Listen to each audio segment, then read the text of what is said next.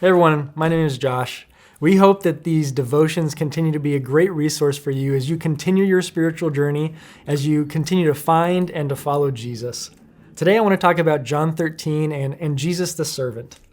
In John 13, we see Jesus having one last meal with his disciples as he's about to begin his journey to the cross, where he would be beaten, ridiculed, mocked, and eventually killed, even though he was an innocent man. And in this moment, I'm sure the temptation by Jesus is that he wanted to retreat. He wanted to be alone as he processed the events that were about to unfold, as he processed the spiritual component about what was about to happen. And yet in this moment, Jesus chose to be surrounded by his disciples, and he chose to wash his disciples' feet. So to wash one's feet was a responsibility and a task reserved for servants. On strange occasions, a wife or a child would wash their husband and father's feet to communicate love and devotion. And so maybe in this moment, Jesus one last time wanted to communicate to his closest friends, his disciples, I love you. But to wash one's feet was a menial task. In fact, later in Jewish tradition, it says that not even Jewish servants were asked to wash feet. It was reserved for Gentile servants. So to wash one's feet was just a menial responsibility given to nobodies.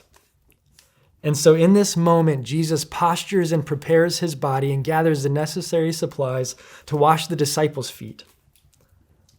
And in verse 15, once he's finished washing his disciples' feet, he says, "For I have given you an example that you should do just as I have done." You see, as Christ followers, we are called to be imitators of Christ. And in this moment, Jesus takes on the identity and title of servant. And then he says, if you have chosen to follow me, you must do the same. That is a huge responsibility to be imitators of Jesus and to take on the identity of servant. Francis Chan, in his book, Crazy Love, phrases it this way. He says, are you ready and willing to make yourself nothing? To take the very nature of a servant.